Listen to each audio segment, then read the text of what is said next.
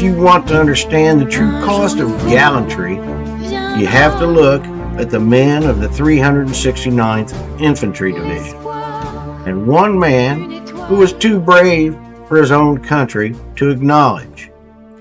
Sgt Henry Johnson. He was a Harlem Hellfighter, a 5'4" man who faced down an entire German patrol in the dead of night, wounded, out of ammo, and fighting with nothing but his bolo knife.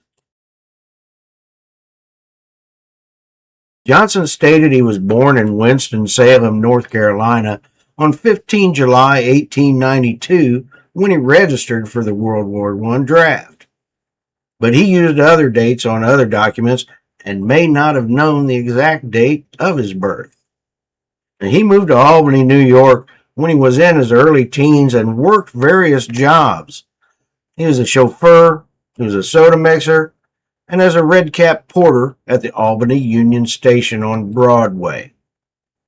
I think he considered Albany home, and I know the people of Albany consider him a hometown hero. And today, we're in the pre-duck board trenches of World War I, and we're talking about the war within the war. The fight against the American prejudice that didn't want black men to fight, and the French command that gave them the respect and honor they deserved. Let's get into it.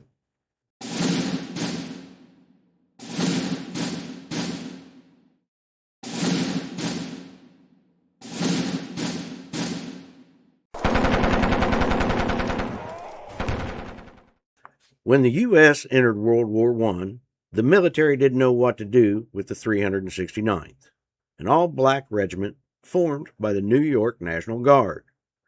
White soldiers didn't want to fight alongside them. Hell, they didn't even want to train with them.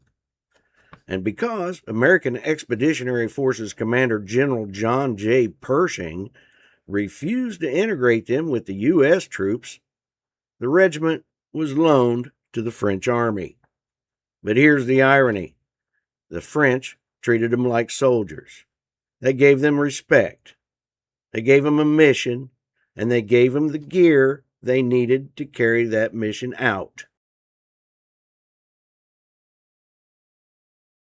After arrival in France on New Year's Day 1918, commander of the 369th, Colonel William Hayward, named the regiment the Black Rattlers. After a few weeks at the front, the French had nicknamed them Men of Bronze. And they gave them that nickname after the French had witnessed the gallantry of the Americans fighting in the trenches. The 369th spent 191 days in combat on the Western Front. They didn't lose a single foot of trench to the enemy, nor a single man to capture. The French didn't see a racial problem. They saw a regiment that refused to break.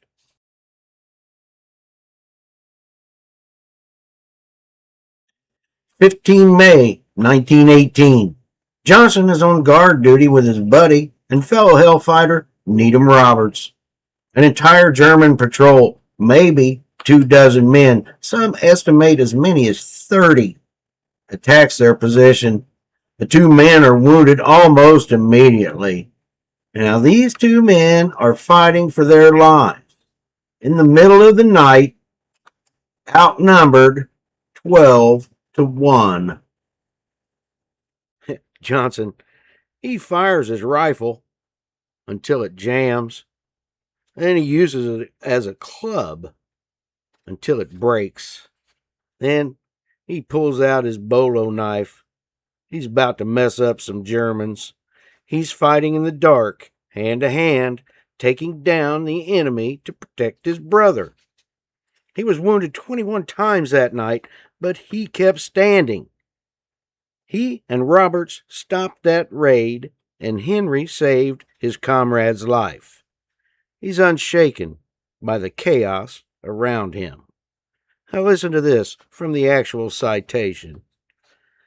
When his fellow soldier was badly wounded and being carried away by the enemy, Private Johnson exposed himself to grave danger by advancing from his position to engage two enemy captors in hand-to-hand combat. Wielding only a knife and gravely wounded himself, Private Johnson continued fighting, defeating the two captors and rescuing the wounded Roberts.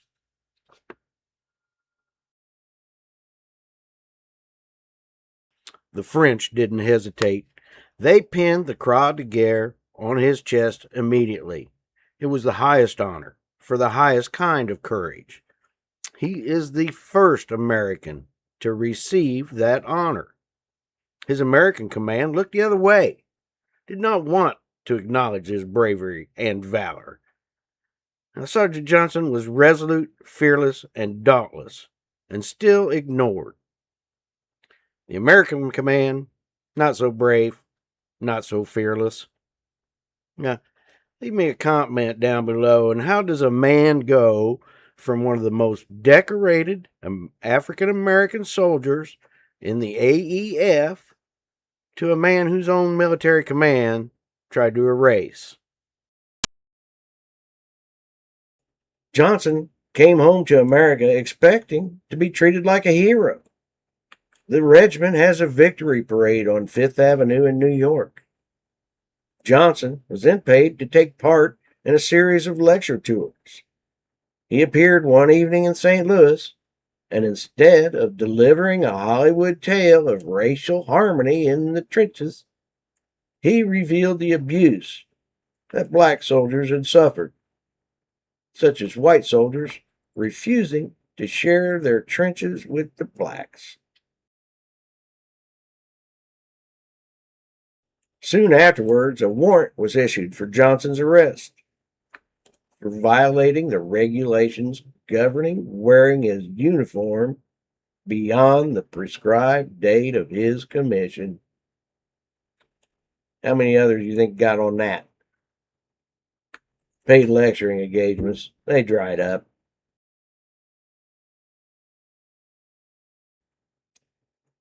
Veterans Affairs records show that a permanent and total disability rating was granted to Johnson on 16 September 1927, and that was because of his tuberculosis infection. He received a pension, and a Veterans Affairs doctor visited every month until his death on 1 July 1929. He was buried at Arlington National Cemetery on 6 July 1929.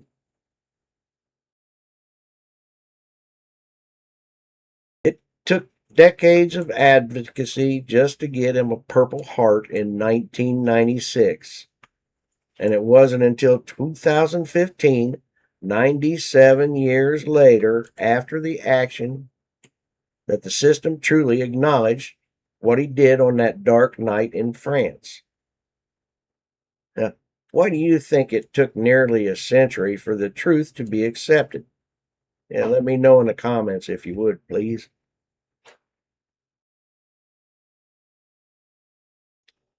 During World War I, the 369th spent 191 days in the frontline trenches, more than any other American unit. They also suffered the most losses of any American regiment, with 1,500 casualties.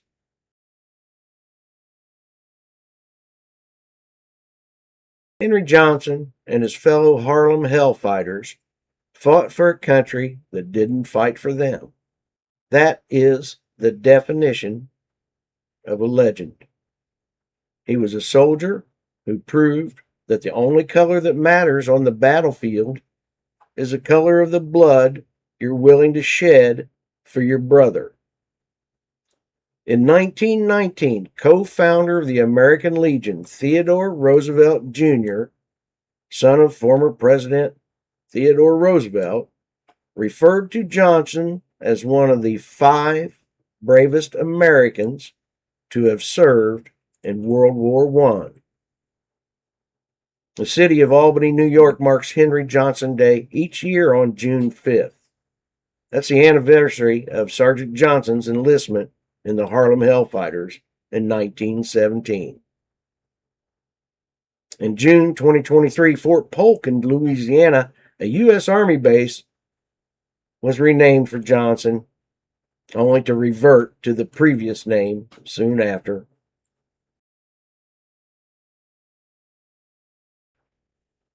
So there you have it. Fought bravely and distinguished himself as a gallant and capable soldier, forgotten for nearly 100 years by his own country. We're going to see more examples of this, like Major James Capers Jr., at the time, Second Lieutenant Capers, waited 59 years to be recognized. His story's coming soon. He is credited with many firsts in the Marine Corps. I'm talking with a Cherokee gentleman in Alabama who is attempting to get his uncle's battlefield heroics acknowledged from World War II. Sergeant Braxton Poole, 1921 to 1944, a U.S. Army soldier from Wedowee, Alabama, who served during World War II. He was assigned to the 8th Engineer Squadron, 1st Cavalry Division, and made the ultimate sacrifice when he was killed in action in France on Christmas Eve, 24 December 1944. According to eyewitness accounts, Sergeant Poole killed or wounded 53 German soldiers and knocked out 3 enemy machine guns. We hope one day to tell Sergeant Poole's story here on Gallantry in Action. And if you're wondering about the pre-duckboard trenches of World War I comment earlier, go back to our episode about Brigadier General Smedley Butler, 2-time medal recipient and the original Antifa, known as Old Duckboard for making the largest embarkation camp on the planet a livable place for the soldiers. My name's Kenny. This is Gallantry in Action. Thanks for watching.